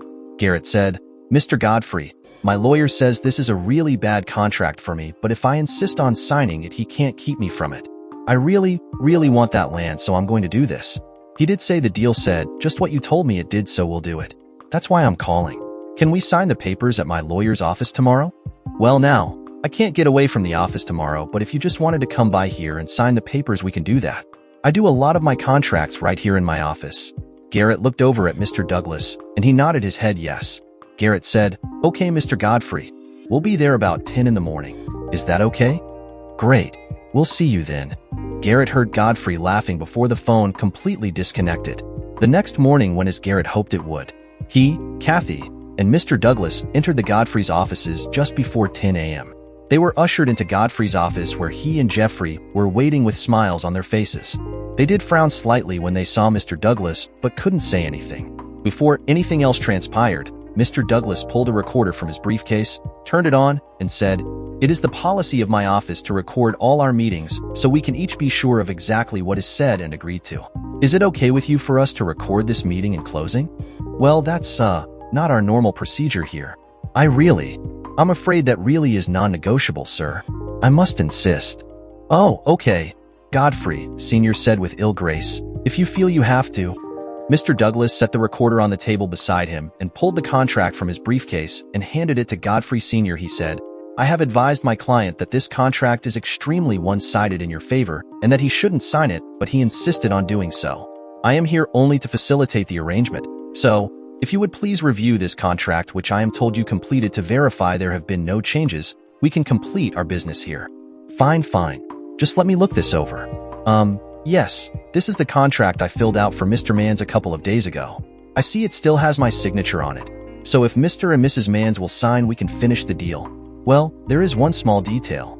I notice your son Jeffrey has not signed the contract, and my research shows he is the owner of the property in question. Well, technically that is true, but my company manages all the family holdings. I am president of the company, so I normally sign the business documents. I understand, and that is your prerogative. However, the property owner must sign the documents also, or you must present a power of attorney authorizing you to sign for him. I must insist. That is, after all, the legal way to do this." The Godfreys glared at Douglas, and the elder thrust the contract to Jeffrey. He snarled, "Here, sign the damn thing over where I signed." Godfrey, elder, turned to Douglas while Junior was signing and said, "The signature block clearly showed I was signing for Jeffrey. I assure you this is perfectly legal." Mr. Douglas smiled and said, "Humor me. Now we know beyond a shadow of a doubt that this is a legal contract." Jeffrey pushed the papers over to Garrett and Kathy and smiled as they both rapidly signed the document. Godfrey, Sr. quickly grabbed the signed contract and said, "Thank you. I will have my girl send you your copy in a week or so. Now, I'm afraid I have another appointment, so I have to ask you to go." "I'm sorry, but we need our copy of the contract now. Then there is one further thing we have to take care of here before we go. I do want to verify there is no prepayment penalty to this deal and that Mr. Manns can pay off the loan to you at any time he wishes. Is that correct?" "Yes, of course. It says he can write in the contract. He can pay the note off in full at any time he has that much money. Both Godfreys laughed and turned away from the three on the other side of the desk. Godfrey, Sr. thrust the documents at his secretary and said, "Here, make everyone a copy and be sure we each get 2 copies and an original. Hurry, I have another appointment." After the secretary returned and distributed the papers, Godfrey stood and started for the door. As he was walking away from the table, he said, "Now, I really have to get to my next meeting. I'm sure Darla can show you the way out." Mr. Douglas said, "Not so fast, please. Mr. Mans has already sold this land and wishes to pay you in full now to clean up this loan, so he can make the transfer to the next purchaser of the land. I need you to take his check and give him a receipt for the purchase price, then mark the contract paid in full." "What? You can't do that. The deal was we would carry the loan, and you would make payments to us. We never said you could resell the land." "No, this won't do. Mr. Godfrey, I must insist. I have here a certified check from RKM Properties, LLC's bank for the balance of the loan. They have paid off the note to you from Mr. Mans, so he can complete the sales contract to them. If you would please prepare a receipt for this check and mark the contract paid in full, then we can leave and let you get to your next appointment. We'll take care of filing the deeds and other paperwork, so you don't have to bear that expense." "No, I won't do that. This is not the deal we made earlier. If RKM wants this land, they can come to me, and we can work a deal." "Sir, they cannot come to you. You do not own the land in question, nor, now, does your son. My client does, and he has sold it. Need I remind you this conversation is being recorded? The recording is admissible evidence to support a breach of contract suit in a court of law should that become necessary." The Godfreys glared at Garrett and Douglas, then Sr. hissed, "You scumsuckers." He grabbed a receipt book and filled out a receipt, then wrote paid in full on the contract. He made copies and threw the originals at Douglas and said, "Get your crooked butts out of my office." As they were leaving, but before they were out of hearing, Garrett wrapped his arm around Kathy and said, "I think that was the easiest $20,000 I've ever made." They heard something heavy slam into something solid and Sr. screamed, "Hell, goddamn those a-holes." Garrett and Kathy wanted to let the town know how they screwed the Godfreys, but decided that really wasn't a good idea. They did, however, tell everyone he made a good deal on the old home place's 20 acres and got enough to put a 50% down payment on a new pickup. Of course, the rumors abounded and everyone knew, if Garrett wasn't lying, that the Godfreys missed out on a good deal for Garrett to be able to do that. Garrett cleaned up the mess from the burned house and began farming the tillable ground. He kept on fishing nearly every day during the season. As winter approached, Garrett let hunting fill his free time as seasons changed and game came into season. From time to time, one of the locals would comment about his life, usually to the tune of, "I just don't know how you can afford to sit around the cafe and hunt and fish like you do. Hell, I can barely make ends meet working from daylight to dark." Garrett would just grin and say, "Well, my gramps taught me how to relax and enjoy life. I don't have a lot of needs and very few wants, so we do okay. I make a buck here and a buck there, and then I take time to spend them and enjoy life. I guess things will get a little tight when the kids grow up and go to college if they do, but heck, right now we're doing just fine." Some of the local citizens, usually the busybody church biddies, would comment, many times in the hearing of a man's family member, that it just didn't seem right that a ne'er-do-well like Garrett and his family had such an easy-appearing life and they didn't. After all, their husband worked his fingers to the bone and they just got by, and Garrett only screwed around, worked part-time, and lived as well as they did. He was just like his ancestors, live in that old bank and watch the working man work while he loafed. No, it just wasn't fair at all. For several years, a nice hotel on the outskirts of Neosho had been struggling. At one time, it was a Ramada Inn. It had 80 rooms, a large lobby, cocktail lounge, and large restaurant with an indoor pool and hot tub. In short, it was a typical Ramada full-service hotel. It didn't do well enough to keep the Ramada name, so a local name change occurred, but, for some reason, the hotel continued to slide into failure. Eventually, the owner closed the hotel and tried to keep the cocktail lounge and restaurant going, but eventually, they too closed. The building and nearly a city block lot went up for sale. Many times as Garrett and Kathy drove past the beautiful brick building, which still looked great on the outside, he would comment about the potential of the old building. One day he said, "I don't understand why someone doesn't buy that old building and convert it to apartments and retail space. They could put a convenience store and gas station in on the corner and use the lobby for the station. I think a small limited restaurant and bar would be a killer moneymaker, too. I mean, you have a captive audience from the apartments. Hell, you could even leave, say, 20 rooms for rent as a motel, and if they didn't rent, you could always convert them to apartments as well. 60 rooms out of the 80 converted to apartments, say, 10 two-bedroom apartments and 21 bedroom apartments would leave the 20 rooms to rent either by the week or as hotel rooms. Being conservative, the apartment rentals if the building was fully rented would come to about $17,000 a month. It would be hard to tell what income you could generate from the bar, restaurant, convenience store, and fuel sales, but I am sure it would be pretty good. If the owner didn't want to operate the businesses himself, he could put a reasonable rental on the space and, say, take a percentage of the gross or profits. I really think that would be doable. After he stopped talking, Kathy said, "Well, it seems to me as if either you are the only one with that vision for the building, or there is something that stops others from doing it. It has been on the market much too long for some reason. I think you need to put your money where your mouth is, or at least check on the possibility." They were stopped at the traffic light beside the building when the conversation took place. Kathy grabbed her notepad and a pen and wrote the phone number of the agent down. As Garrett pulled away from the now green light, Kathy made the call to the listing agent. When she told him what she was calling about, you could hear the change in his voice. He almost begged her to meet him there. He said he could be there immediately if she could. Kathy looked over at Garrett and said, "Honey, the agent says he can come meet us at the hotel right now if you want to do it. He sounds really anxious here." Garrett sighed and said, "I suppose we could. We have all day and our errands won't take long." "Okay, but I still think something is wrong or the building would have sold before now. We need to be damn careful with this." Garrett and Kathy found out the hotel was in an estate and the executor was anxious to get it sold so they could finish closing out the estate. It was listed for $1.3 million, marked down from $2.7 million. When he heard that, Garrett grinned at Kathy and said, "Well, that is a little steep, but I might be interested if things work out. Of course, we need to do our due diligence, and I need to go over the building carefully to see what repairs and upgrades are necessary. Could we have the keys, or do you want to be with us while we inspect the premises in more detail?" "Well, I thought that was what we were doing here today." "No, today we are looking at the property to see if we might be interested in it. I think it is safe to say we are, but I need to know how much more I will have to spend to get it in rentable condition if we purchase the building." "Well, how long do you think that will take?" "I'm not really sure.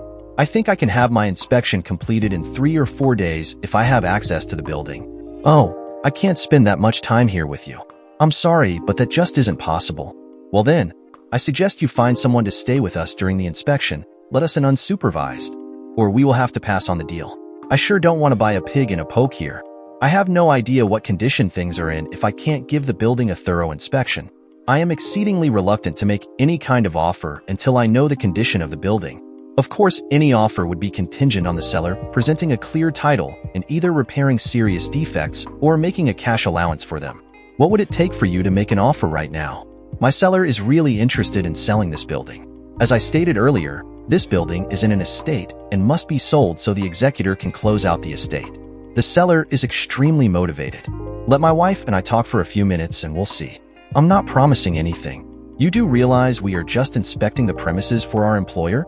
If we recommend a purchase, the purchase will be made by RKM Properties, LLC if we do the deal. That's no problem. Why don't I just walk over here and let you two talk for a few minutes? If it would help, I would be glad to discuss this building with someone in the office of RKM Properties. No, that won't be necessary.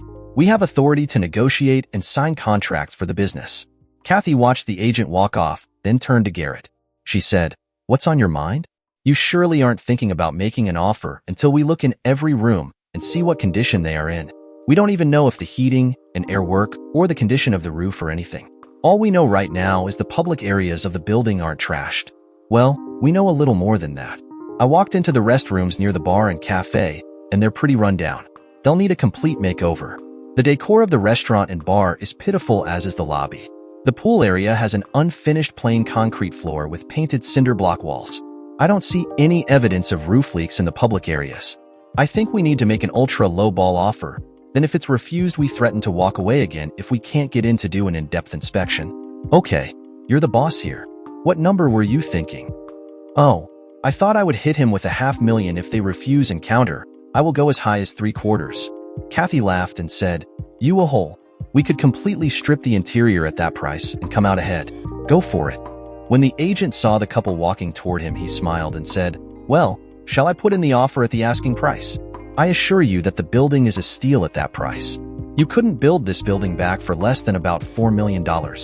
Well, we will put in an offer, but not for that amount."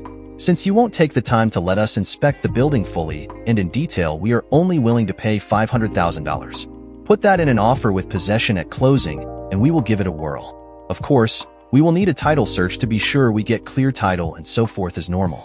We also need termite inspections and the general inspections normally done on transactions.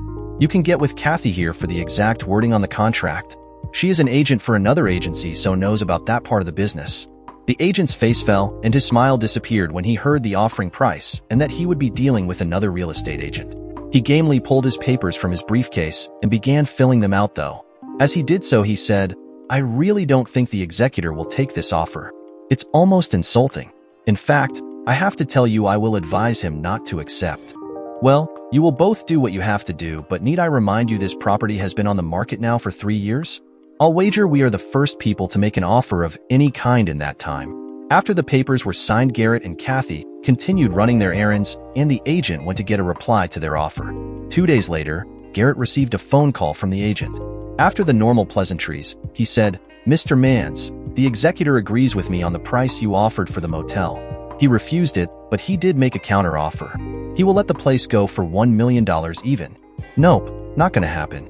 Tell you what, I think I may have lowballed you a little. I'll raise my offer to $600,000.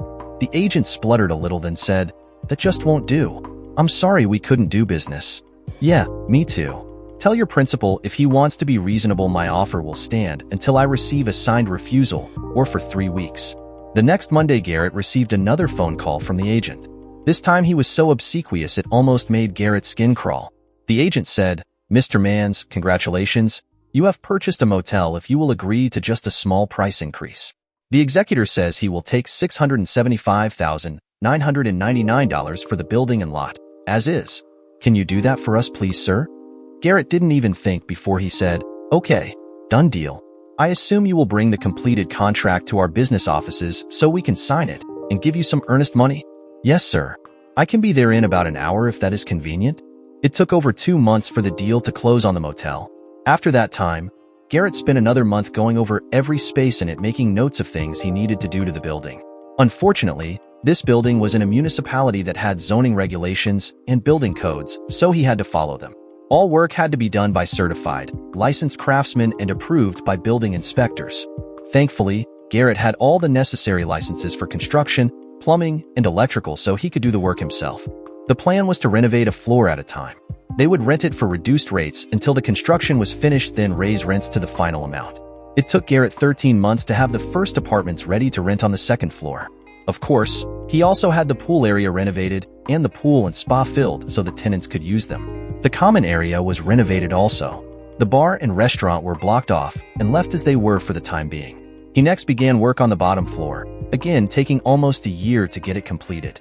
To his surprise, when he advertised the bottom floor for rent, he received a phone call from the director of housing at the local college.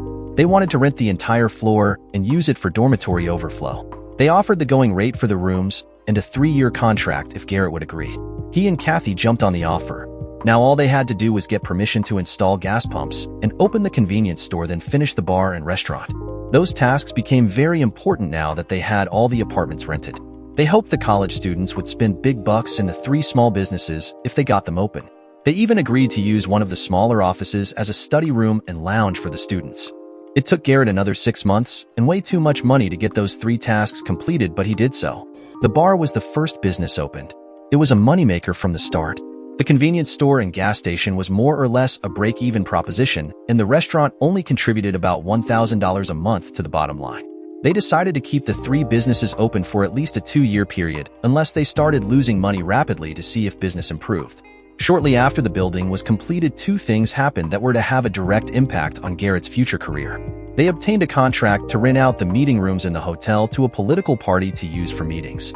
Garrett was available that evening and opened the rooms for the meeting, then stayed around in case they needed anything. While he was there, he met some of the movers and shakers in state politics for the first time. He had been promoted to major 3 years before and knew some of the names. When they found out he was in the Guard, they played the "Do you know" game. Over the course of the next 3 years, RKM Properties continued to grow and Garrett became more involved in state politics, rubbing elbows with the movers and shakers both in the Guard and in the political arena. Garrett was promoted to Lieutenant Colonel, LTC, and changed jobs to the state headquarters in the National Guard. For years later, he was again promoted to full colonel and given a more responsible job. Now he spent nearly 2 weeks a month in the state capital or traveling around the state working on guard business. Most of that time was on active duty orders. His friends in town still laughed when they found out he was gone once again on guard business. One day he was having breakfast before he left on yet another trip, and one of the jokers said, "What the hell do you do for the guard anyway, Garrett?" "Hell, you're always gone to guard meetings or something." "Oh, I mostly just tell them how to run things now and make sure they're doing it right." Everyone laughed at that. Garrett's units had always been several miles away from home, and he still hadn't told anyone his rank or job, so they all thought he was some mid-level sergeant milking the teat for all he could. 2 more years and another election were on the horizon. This time one of Garrett's friends, a state senator, was running for governor. He and Garrett were sitting in a small bar near the Capitol one evening discussing the election when the friend said, "I think I can win this thing, but the coffers are dry. If I don't find some money in the next week or so, I'll have to stop advertising and lay off most of my paid help. That will be like handing the election to Monty, and we know what that will mean." "Oh, hell yeah.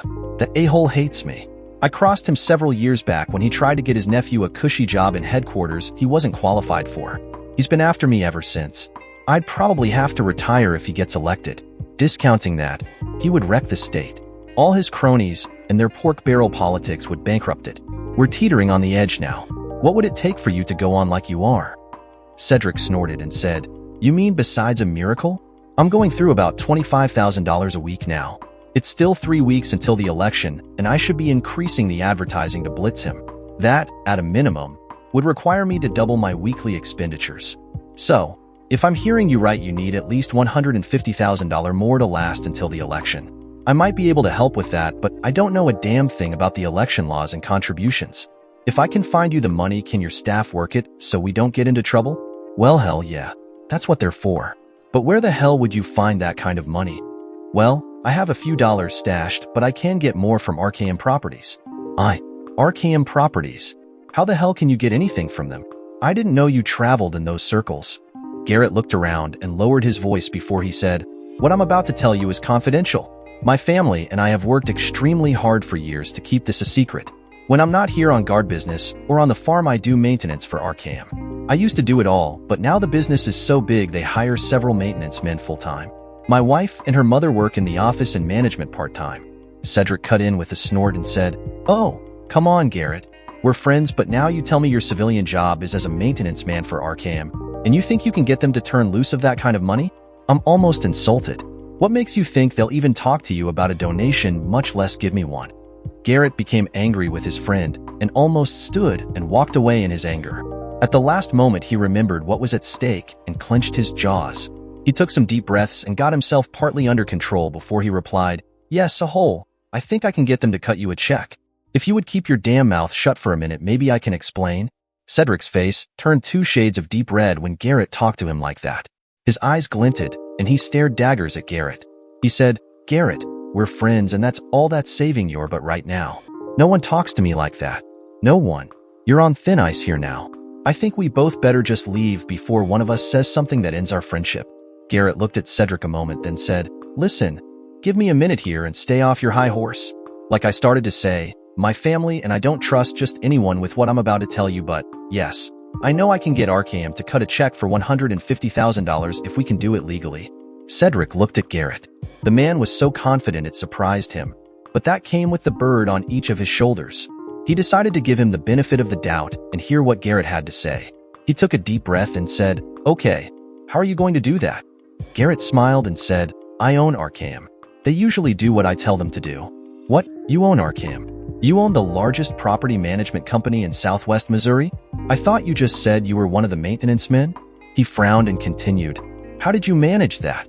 Better, how the hell did you keep that a secret?" "No, that's not important. You would actually be willing to do that for me?" His eyes narrowed a moment, then he asked, "What will this cost me?" Garrett looked him in the eye and said, "Less than you think. We both agree on what the state needs now. I want you to stay true to your beliefs and not give in to the special interest groups that will try to sway you while you're in office. That's all. I'm happy in the Guard and I want to stay as long as I can in a senior position. I really don't want anything else." Cedric smiled and held his hand out for Garrett to shake. When they shook hands, Cedric said, "Done deal. I'll have my people get with you, or whoever you say to handle the details." Within 2 days of the conversation, Cedric's campaign and his political party, using soft money donated to the party to educate voters about Cedric, blitzed good old Monty. He was so sure he had Cedric on the ropes he relaxed. But even if he hadn't, his coffers were nearly as empty as Cedric's had been.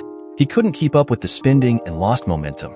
His party couldn't fill in the gaps in his finances fast enough. The day before the election, polls showed Cedric leading by almost 11%. When he heard that, Monty snarled, "Where the hell did that a-hole get the cash infusion? I was sure we had him beat, and we would have except for the last-minute money he came up with. I want to know where it came from, and I want something done about it." Election day dawned bright and sunny. Surprisingly, the turnout was higher than normal, and most of the voters were in Cedric's camp. 2 hours after the polls closed, the national news channels projected Cedric would win the election for governor by 67% to 33%. Garrett and Kathy were at Cedric's campaign headquarters for his victory party. As he made the rounds, Cedric stopped and visited with Garrett and Kathy for a moment. He shook Garrett's hand and said, "I don't think I could have done it without you. I owe you big time. I won't forget what you said at our meeting, Garrett. I have to talk to some people now to make things happen. But they will. Count on it." The next morning, Garrett and Kathy returned home and Cedric began putting his administration together. One of the first things he did was put a senior member of his staff on a project to ram through his first appointment. 3 weeks later, the staffer came to Cedric and said, "Governor, I have everything in place. All you have to do is make the announcement, and then General Mans needs to complete some paperwork. The National Guard Bureau will help push his appointment through." Thankfully, he met all the education requirements already, so it was only a matter of a few minor waivers and finding the right people to do the paperwork. "Great. Get him on the phone for me, will ya?" When Garrett answered the phone, the aide said, "Please hold for the governor-elect, General." Garrett frowned and looked at the phone while he waited for Cedric to come on the line. Kathy saw him looking at the phone and asked, "What's wrong, honey?" "I have the strangest phone call. One of Cedric's aides called and asked me to hold for Cedric, and he called me General. I thought all the aides knew I was only a colonel." Just then Cedric came on the line and said, "Hello, General. Thank you for holding. I'm sorry it took me so long to get back to you, but we had to jump through a few hoops to get things set up for you. How soon can you come back to Jefferson City so we can have a news conference? The news release of your appointment will go out tonight for publication tomorrow. State headquarters will need you here as soon as possible to finish the paperwork as well." What? Weren't you listening, General?" I said. "I heard what you said. I just don't understand the general thing. You know I'm a colonel. Hey, you came through for me. Now it's my turn to come through for you. I promised you could stay in the Guard in the senior position if I was elected. I keep my promises, General. They need to process your paperwork and begin your briefings to get you up to speed in your new position. You also need to find an aide and decorate your office if you wish." "I don't understand. What aide and office?" "Jesus, man. Have you been drinking, or what? I promised you would be appointed Adjutant General if I was elected, and now you are. Are you trying to tell me you've changed your mind here or something?" "No, Adjutant General? I'm just trying to get my head around it is all." Cedric laughed and relaxed before he said, "I understand. Hell, I felt that way when they announced I won the election too. You'll get over it. Now, when can you get up here? Day after tomorrow be soon enough? I have to do a couple of things here tomorrow, and I want to bring Kathy, so she'll need to arrange for someone to pick up her work." Garrett hung up the phone and almost collapsed back into his chair. His face was almost white. Kathy walked over to him and worriedly asked, "What's the matter, honey? You look almost sick." Garrett sort of shook himself and looked up at her. He reached up and pulled her into his lap and said, "I just got a new job." "That's great. What is it? Is that why we have to go to Jefferson City?" "Yeah, but that's not all. We'll be moving there for at least the next 4 years and maybe 8. You need to either close the cafe or find someone to run it." "Oh, and the shit's going to hit the fan tomorrow morning. I'll come to the cafe to help you shovel it." "Why would we move? I like it here and I thought you did too." "Well, I do, but the new job is a full-time one and I have to do it in the capital." Cedric thought when I gave him the campaign money, I was cutting a deal with him when I told him all I wanted was to remain in the Guard in a senior and responsible position. He has appointed me the state adjutant general. Unless I screw up by the numbers, I will have 8 years assuming he's re-elected. After he leaves office, we can retire and come back here. Take it from me, the retirement for a major general is much better than that of a lowly colonel. As he expected, the cafe was a madhouse the next morning. To make matters worse, the news release about his appointment to adjutant general also mentioned he was the sole owner, with his wife, of the largest property management company in the southwest part of the state. RKM Properties. When Garrett walked into the cafe that morning, the noise stopped and everyone there turned and stared at him when he took his customary seat. You could have heard the proverbial pin drop. Finally, the brash Trevor broke the ice. He said, "You sneaky a-hole. You own RKM Properties and none of us ever knew. You told us you were a maintenance man. And you're a damn general in the guard? Why the hell didn't you tell us? You were always telling us you gave the soldiers things to do, then went around and made sure they did it. Hell, you let us believe you were a damn sergeant or something." Well, I didn't lie to anyone. I did do maintenance for RKM in my spare time, and I did give the soldiers jobs to do, and I did check on them. I just didn't toot my own horn and tell anyone what I actually did is all. Hell, it wasn't important. I had my friends, and I lived my life as I wanted to live it. I got to hunt and fish and do the things I wanted to do. If I had sat in an office and managed the company, I would have been too busy to do those things. We had hired help to take care of the management, and my mother-in-law and Kathy kept up with the books and general management. Slowly, the noise level rose to the normal din. As might be expected, Garrett was the topic of conversation, with the local paper being passed around heavily. Every time he looked up, Garrett found someone staring at him. Kathy promoted her head cook to manager of the cafe and small store when she and Garrett moved to Jefferson City. Neither Garrett nor Kathy ever became fully comfortable living in the capital or attending all the high-level parties and functions his position demanded he attend. They did enjoy the opportunities to travel that his position gave them. When Garrett went somewhere for a meeting, he took Kathy and they managed, usually, to turn the trip into a mini vacation. During the 7th year in office, Garrett and Kathy had a new house built on the farm to use for their retirement home.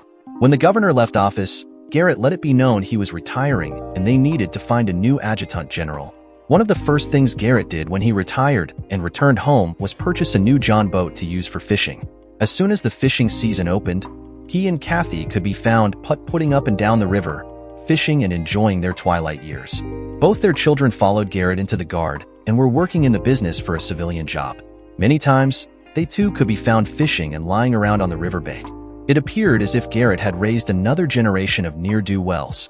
This generation, however, was talked about by the community because it was now known they had money and were just goofing off instead of splashing it around. Dear listeners, we have also started working on our other 2 channels, Lost Relation Chronicles and Fright Chronicles. Please show your love by subscribing to the channels and help us grow. The links are in the descriptions box. Also, do share your thoughts in the comments section below, and don't forget to like, share, and subscribe.